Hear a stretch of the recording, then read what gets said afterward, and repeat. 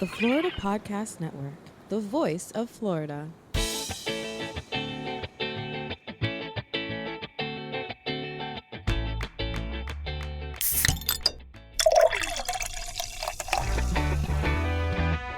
From Mallory Square in Key West to the Governor's Mansion in Tallahassee and all points beyond, you're listening to the Florida Beer Podcast, powered by FloridaBeerBlog.com, your source for all things related to the craft beer community in the Sunshine State. And now your host, Dave Butler. Well, looky here, everybody. It's another episode of the Florida Beer Podcast, powered by FloridaBeerBlog.com. It's Dave, your host and author. We are still in St. Petersburg, Florida, in Pinellas County, my favorite city in the state for beer. If you don't like that, you can fight me. It's okay. But we are actually going to be at what I do believe is St. Pete's newest brewery, and we are heading today to Green Turtle Brewery and Public House. It is right on Central, not too terribly far from the Hippo, and if you know anything about the Hippo, it's phenomenal. But one of the things that I love so much about Green Turtle is, unlike the name definitely evokes something a little bit more tropical, but this particular brewery is as wonderfully close to a British pub as you could possibly get. Dark green walls with deep wood interiors, a selection of hand-drawn cask ale engines. They have some phenomenal food, including Scotch eggs, and I do love a Scotch egg, and more than enough Premier League scarves on the walls and the ceilings to choke a camel. It's absolutely fantastic. This is the brainchild of Todd Bearden, who has moved to the St. Pete area with his wife Colleen to be close to family and to open up this amazing place that has some really good beers. Let me be honest with you. If you want to take a look at what it looks like, obviously check us out on social media. But right now, let's go ahead and talk about Todd and his journey to craft beer and how it actually started in the theater. So you're going to learn a little bit more about the theater and his background in that, and how that sort of led him to be where he is today with the phenomenal, just cozy, heartwarming, amazing place that is Green Turtle Brewery and Public House. Enjoy.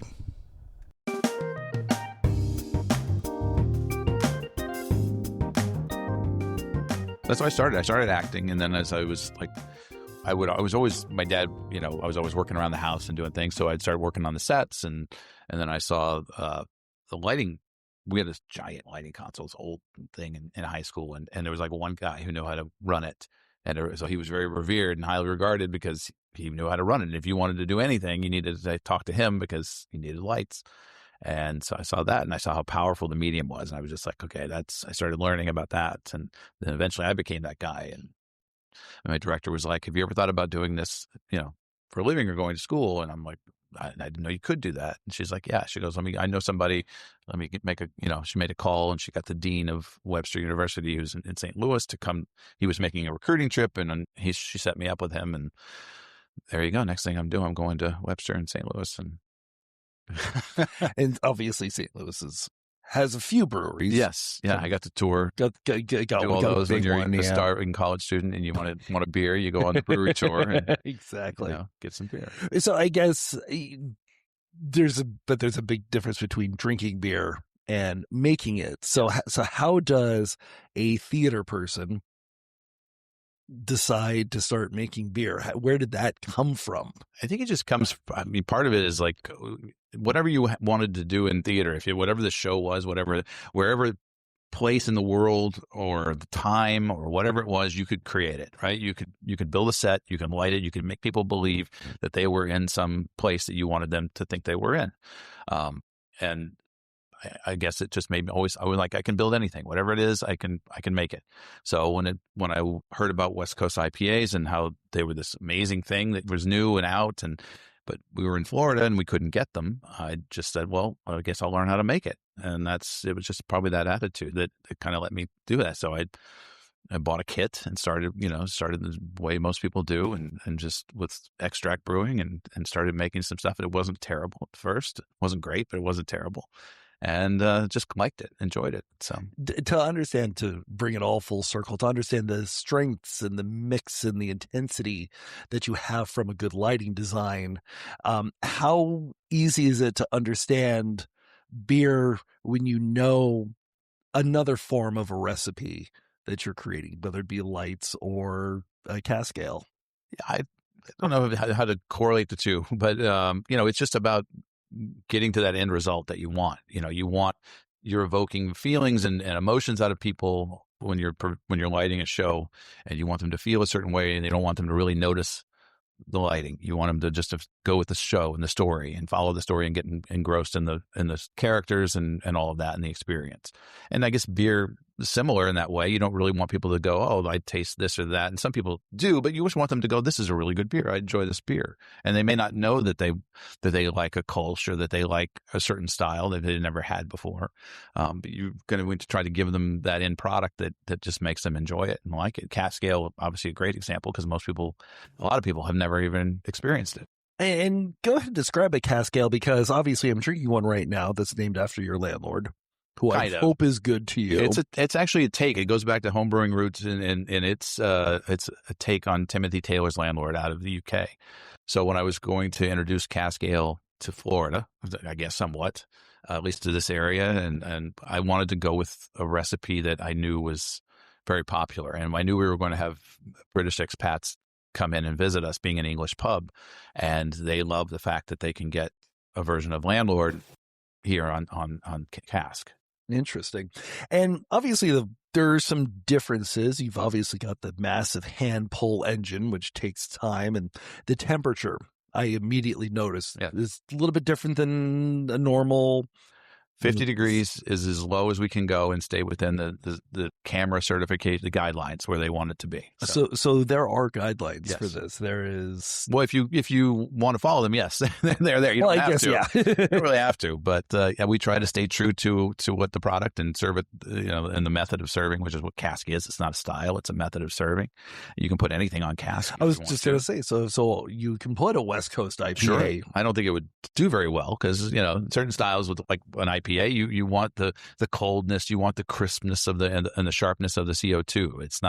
It doesn't lend itself well to warmer temperatures or to less CO2. It's other styles that I think could do a better job of that, especially darker styles and things like that. So that's what we feature. But this is an English pale ale, so it's lightly hopped. You can do it with anything. It's fun experimenting and kind of trying things. So what I've done lately is when I make a batch I made an Irish red.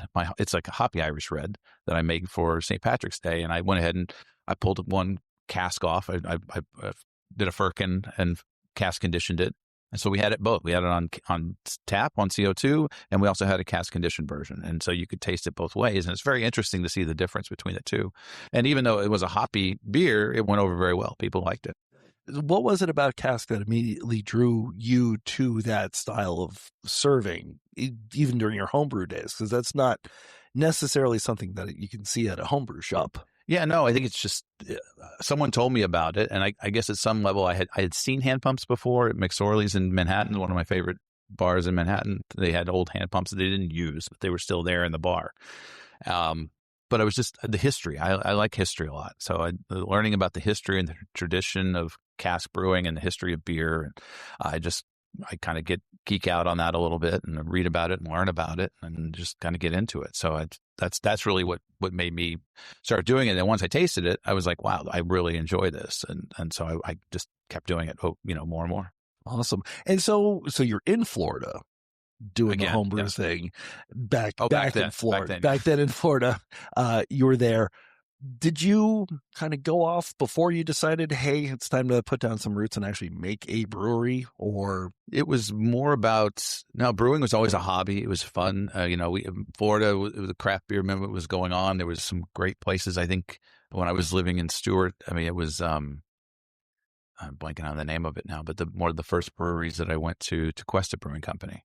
that had opened up, one of the first like microbreweries that I was able to go to. Fran Andrulovich, basically the patron saint of Palm Yeah. Beach County craft beer. Yeah, so I was going there often, and I even buy kegs because it was a bit of a trek from Stewart to Stone, and but I was just because I was still brewing and all of that, but I just always enjoyed craft beer. So I just I always liked it, but I would never thought of it as a way to make a living at all or anything like that. I still honestly don't think about that. It's more about enjoying what you're doing, and it's a lot of work. But I worked for companies and had been running companies for a long time and in the entertainment lighting industry. And I finally just was like, okay, I'm getting older. My daughter's graduated now. She's off she was done with college and everything. And I'm like, what do I want to do when I get older? When we retire or whatever that is, how is that going to be? Number one, I missed Florida. I wanted to come back to Florida.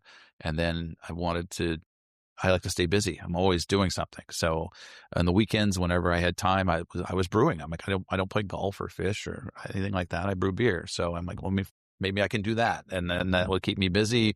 We can make a little money and just enjoy the later years. That's kind of the idea. Awesome. And so was St. Pete always part of the plan?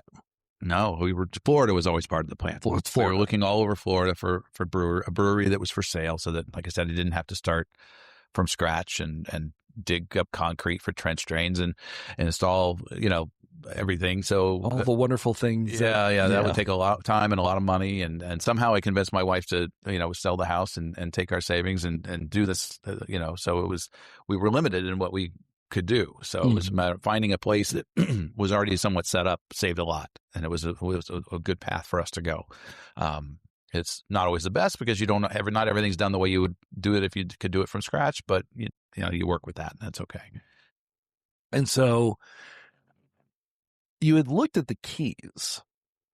The keys was the initial idea. That was the dream, was to go down there. And that's what brought you to the name of Green Turtle. Yes. We were looking in Marathon because there were no breweries in Marathon. Commercial properties very limited down there. We were looking at a few different places, one building with no breweries, obviously, but one building that we did look at that had some potential, that was a restaurant. So it kind of was set up somewhere. Close, yeah. Yeah. But it was across A1A from the Turtle Hospital. And so that's where the name came from. It was like, okay, it would be great to work with them and to brew beer and raise money for the turtle relief thing and just, to help the hospital. And that's where the name came from. And it just turned out, unfortunately, to be way too expensive because you can't lease anything down there. It's basically purchasing a property and the keys. I mean, you can, but nothing we found that would work for us. Interesting. Lease, yeah. And then obviously for those of you that don't know, that are listening, this was the former home of Cycle Brewing right here on Central, kind of close to the middle of everything, but they were looking to sell and this is kind of the right place for you. Yeah. Just like my wife's parents lived here, so we were looking all over the state, and we had several places we were looking at on the East Coast during a trip, and I saw that the Cycle was available, or they were interested in selling, and so I said, let's go over to St. Pete for a day and see your folks and take a look at this place, and not really thinking much of it. I've never spent a lot of time here. I don't know why. I just initially go into the East Coast because that's where we lived, but yeah, it worked out great. It was a great setup. It was a great location. And her parents are here, so that kind of helped the argument too. Yeah, clearly this had been, gone through a number of lives before. I would assume that you have not changed the tile flooring. No, it was a pharmacy a long time ago, from my understanding. So there's still a giant safe in the office that won't even fit through the door, that's set up for like prescriptions. Uh-huh. So it's not like a normal safe. It has like little weird file things for prescriptions. And there was a rolling ladder set up, and I just kind of incorporated the ladders back there on the wall. You can see they're hanging on the wall. Oh, I can. But there was a rail awesome. system, I guess, where they had the prescription stored and things like that. So, and there's a pharmacy logo stamped outside the front door. So that's pretty sure it was a pharmacy. But obviously, this was Cycle Brewing. Was it basically a shell, or did you have to do set up very similarly the way it is here? I mean, the tables were here. The furniture was a little different. We did replace the bar stools. I did bring in some furniture, but the bar is essentially the same. We added wainscoting and a foot rail, and just did things to make it a little darker, make it a little more pub-like, that kind of a feel. And which is the big question, because, as we were talking before, St. Pete, I love, as far as I'm concerned, it's the best city in Florida for craft beer, because you got so many different breweries, but they're all sort of doing their own thing. But none of that has been the true English pub style experience. And the moment you walk into this and to see everything that you've done with it, you can't help but think English pub. I mean, between the cask engines, you've got more than enough Premier League, everything all over the place. So we'll get back to that in a few seconds. What was it about the English experience that you had to bring to St. Pete? It was just about, when coming here, and the first thing we thought about was there are a lot of really great breweries. There was a lot of them. So how are we going to set ourselves apart and be different and unique, give people a reason to come? I mean, I even talked with Doug a little bit, who owns Cycle, about, what people are looking for these days and things like that. And it's more of an experience. It's not just beer. Beer is obviously very important, but it's the overall experience. So I had been doing the cask ale thing at home brewing it for a while, and I really wanted to definitely have that. There was a cask ale brewery in Los Angeles where we used to live that we went visited a lot, and I really enjoyed it. So I'm like, well, let's feature cask ale, and let's just lean into that with an English pub theme, because there's not one. It didn't exist. So we'll just make it an English pub. And that was the idea, how to be different. And we still obviously have a lot of people started at the beginning. We're like a cask only brewery. How's that going to work? All the interwebs where everyone was talking, and I was like, no, that's not the idea. It's featuring cask ale, but obviously I've got 10 of my own CO2 regular beers on tap, as well as 3 cask ales right now. Yeah. And it's you didn't decide to be different than any of the breweries that are around, or especially, who came before in this space. This is more just a visualization of who you are and the styles that you really prefer. Exactly. Yeah. And I just wanted to create an environment and a place where I would want to come hang out. I mean, that's what I did before. I traveled anywhere I went in the country, or the world, wherever it was. I was going to breweries. I was visiting places because that's what I enjoyed. I wanted to experience what they had to offer, experience their environment, everything. So I just wanted to create a place that had what I would want, a place where I would go with my friends and I would want to hang out and be comfortable and have a nice beer. Gotcha. And obviously this is a very heavily traveled, this is a area of St. Pete, obviously a lot of nightlife in this area. How difficult was it to bring the St. Pete grouping, the St. Pete people that knew what this was, to bring them in to sort of enjoy and experience what Green Turtle was, this brand new idea, which is distinctly not thematically connected to what people assume St. Pete is at all? I think beer people always want to try something new. So the beer community is not an issue. Yes. Yeah, it's they're like, oh, there's a new place. Let's and the other breweries in town have been very supportive. I mean, Green Bench had a huge contingent that was here on our opening day. A lot of people coming around. There's just so many of them. And my wife and I, the first thing we did when we got to town and before we had the keys was go around to the other breweries and try to introduce ourselves, try to get to know the community and all of that. But they've been very open and supportive and welcoming. And so having that group of people here was a no-brainer. And then the beer fanatics out there, they were going to come and try things, especially with cask ale. I think people were curious about it, or either they'd had it before and they were anxious to have it again, or they'd never experienced it and wanted to try it for the first time. So that part of it wasn't a big deal, but there's only so many of those people. So it was really about how do we get other people who are out and about in the area. And this is a downtown area where there's a lot of locals, people who live right down here and just walk everywhere. And we're in the middle of a lot of great restaurants and bars and other places that they could go to, and a few breweries that are right around here as well. So it's just a matter of creating that comfortable environment and letting them know this is a cool place to come and hang. and just whether, even if not beer, we have, wine and canned cocktails and whatever we can do with a beer and wine license, and trying to make it so we do have something for everybody. Yeah, it almost seems like that is sort of a requirement these days, is to not just have the beer. And obviously it's a little difficult, if not completely impossible, to have a food truck outside. Can't do it. It's just nothing. That was one of the challenges. This was the one place that we looked at that really didn't have a kitchen. Every other place we looked at, part of the plan was always to have a kitchen and do mainly like pizza and do like Neapolitan pizza and something like that. But so it took we had to get creative and think. And what I ended up doing was I partnered with a local British restaurant, Jack's London Grill. It was about 15 minutes away, and they make the food for us. So we have Scotch eggs and pasties and shepherd's pie and steak and ale pie, all this delicious stuff that they prepare, but we cook here to order. Interesting. So we have room back there for some ovens and and we have plenty of room in the walk-in for the food, but we just didn't have room for prepping food and doing all of those things, which is kind of been a little bit of a blessing because it saved money on staff. I mean, you're paying a little bit more for it, but I mean, I am, but it's priced fairly for everybody else. And the other thing is that food doesn't exist down here. So it was another way for them to have part of that experience, bring them a little deeper into the English pub experience. I'm trying to think of any place where I could have a Scotch egg around here. The nearest place that I know that would have a hand pull engine is a British pub that's in Orlando. That's a bit of a drive. Yeah. So it's good to have that. And like you mentioned, it's sort of almost a requirement to have food these days. I think so. Yeah. We were noticing people leaving. We didn't have our restaurant license at first. It took longer. It was actually holding us up from opening because we tried to open very quickly. Mm-hmm. But we had gotten everything else. So I'm like, well, we'll just put food on hold.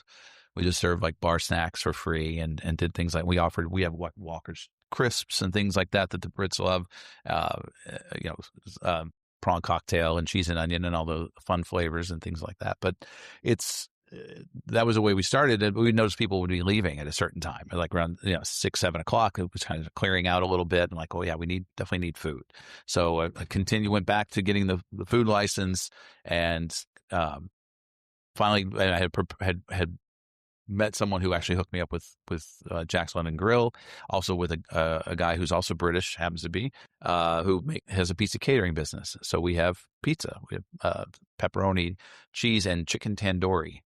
It sounds actually kind of amazing. It's pretty amazing. Yes, exactly. It's like cracker thin crust. Again, unique to no one. A lot of pizza around here, but nobody has this cracker thin crust pizza that we do a square cut on and serve it in our own style. Gotcha. Interesting. I do kind of want to briefly touch upon the obvious Premier League, the top tier of British football, as they would say. Do you open early on game days so that you can show the matches here? Yes.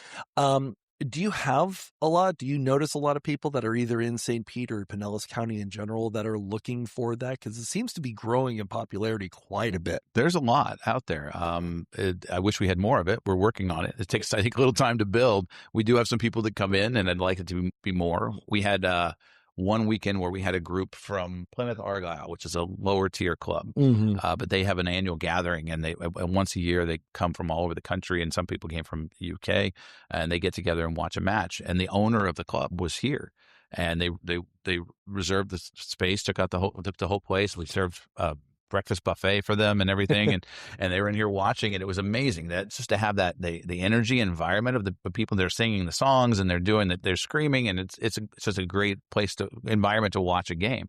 It seems like it's a very different communal experience. Yes, I wish we could have that every week. That would be great. But we're working on it. We're trying. But yes, we do open. We're also big on rugby. I'm a big rugby fan. Really? So I did notice the rugby ball over by the bar. But trying to get people educated a little bit on rugby, get into it, because I didn't know about rugby. I was sitting in a bar in Hong Kong one time, and just looking at the TV, and rugby was on. I'm like, what is this? This is amazing. This is great. Because we don't get exposed to it over here. No, there's it's few and far between. for some of those sports, which I find. Yeah, so just whatever works. Again, we always have on baseball and football and hockey and basketball and everything. We always have sports on. We have 6 TVs and they're always on with a sport on every television. But on Saturdays, obviously for Premier League.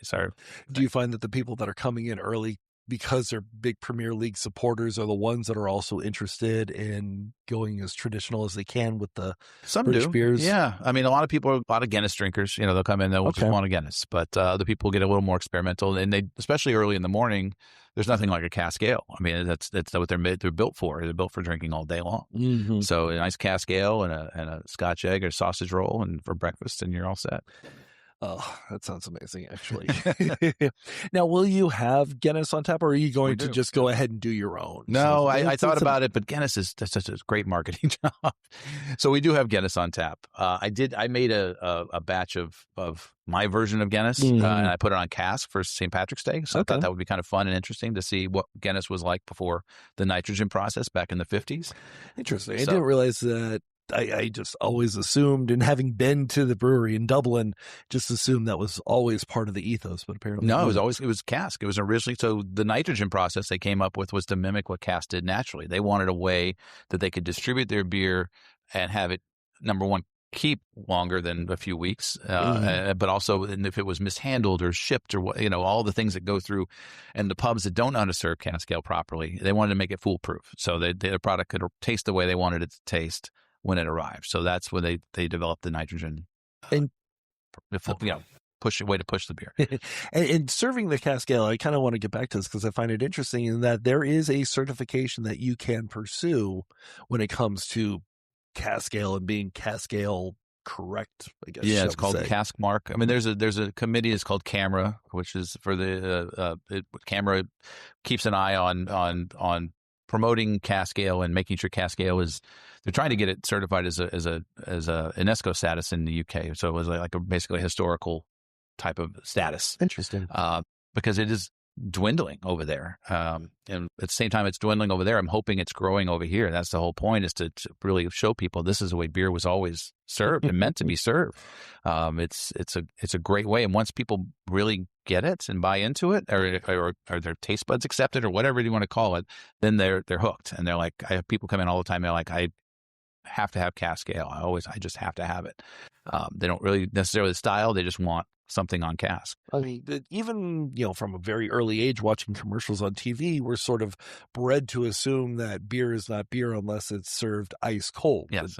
Obviously, that's just, I can understand why from a quality or lack thereof sort of perspective. You don't want to taste your beer, you serve it ice cold. Absolutely. Yeah, exactly. So is it a difficult process? Do you have a lot of pushback from people that have an interest, but then they are served something that is not at the temperature that they assume beer is? Well, we make sure everyone's aware that we serve it at cellar temperature, English cellar temperature. That's one of the selling points. It's a little warmer. You taste those malts and the hops and everything a little bit more. So it might be a little shock to them, and some people don't like it, obviously, but most people really are like, oh, wow, this is good. This is different. I think the carbonation is the biggest thing. Because the temperature swing is really from 50 degrees to the cooler at 37, 38, wherever. So it's 12 or 13 degrees. It's not that big of a difference. People think it's warm. It's not warm. It's cold. It was definitely not room temperature. Especially in Florida here. When it gets down to 50 degrees, everyone's wearing their parkas and bundling up like crazy. So 50 degrees is cold. Yeah. But it's the carbonation level people definitely enjoy, because you don't get that bloated feeling when you're drinking it. You can drink more of it. Mm-hmm. It just goes down smoother. All the rounded flavors. It's a whole experience. It's unlike anything else out there. Yeah. And do people come for the flavors expecting the traditional chiseled in stone and brought down from on high recipes? Or, since this is America and this is Florida and we tend to play with things here, will you play with your recipes and play with the traditional idea of what these recipes are supposed to be? I think people are very open to what things are. I mean, when someone comes in and they want a pint of Landlord and they know what they're expecting, then they want it to taste like what they're expecting. But if they're coming in saying, I want to taste a mild, I want to drink, I'm going to order this, whatever it is, on cask. I don't think they have any preconceptions. They're just going, okay, this is what I'm going to try. I like something. I like this style. So we have the English Pale Ale with a little bit of hop character to it, but nothing crazy. The Dark Ruby Mild is one of our standards as well. That's more as a sweeter, maltier beer. So with two distinct different styles that we normally serve. And then the third engine, what I'm doing now is I'm making a single, basically an 11-gallon firkin one at a time. And so I can change it every week. And it's a lot of work, but there's always something new on when you come in. I was going to say, is it difficult to clean a cask line versus a regular CO2 line? No, it's it's very short. It's easy. It's all right there. It's all contained. So it's not, because the draw, the fridge is essentially right below the beer engine. So it's not a long draw at all. Very, very short and easy to clean. That's good.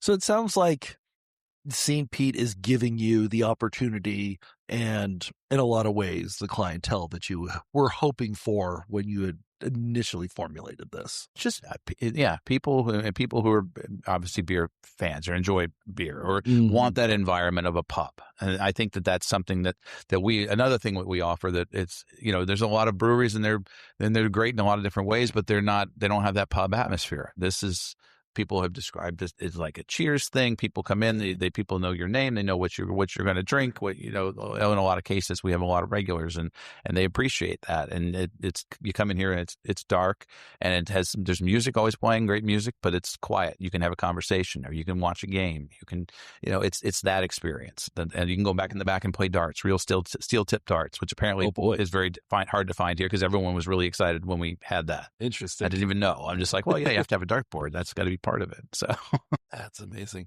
I definitely encourage everybody to come in here and experience. I'm very happy. I could probably just sleep here, to be honest with you. It's comfortable. Nice and cozy. We'll make up a little bed for you. It can be all good. There we give you a broom and you clean up at night, and if you don't, sure, that works. It's all set. We'll clean for beer. Yeah. Thank you so much for your time. I appreciate it. Thank you.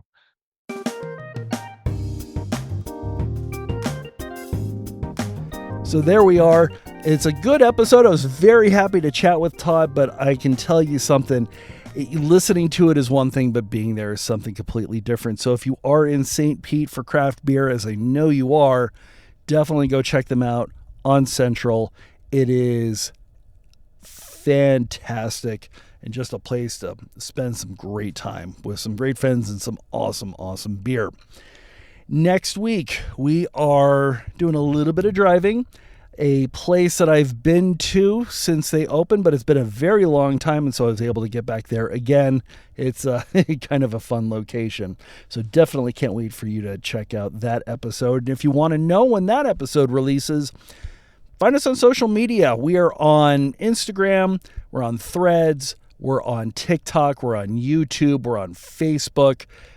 Just search for Florida Beer Blog. You'll find us. No problem whatsoever. You want to reach out to us, you can do so at floridabeerblog@gmail.com, or you can find us on the podcasting app of your choice. And hopefully you're listening to us right now on something like Apple Podcasts or Spotify or iHeart or something. If you can, make sure to like us and subscribe. That'll get you the information from when the next episode comes out. And definitely what's great about it is you'll be notified once those next episodes release. And if you really can, make sure to let us know, or make sure to let everybody know, that you like us so much that you're going to give us a 5-star review. That definitely helps get the word out, which is greatly appreciated. When you're there, you will also notice that we are powered by Flintstone Media. If you're looking to get your podcast off the ground, or if you've got a business that needs a different avenue of advertising, podcasting is definitely where it's at. Sounds like everybody has a podcast these days, even fictional characters. Did not realize that. That was kind of funny. And Flintstone Media is the team to help you do that. Just check them out right now at flintstonemedia.com. Our intro announcer is Jeff Brozovich. Field producer is Steve Piccola. Executive producer for Flintstone Media and Grand High Poobah is Jemmy Legagneur. This is David Butler, your host and author. We will see you back next time with another episode of the Florida Beer Podcast. Thank you so much for listening, and drink Florida Craft.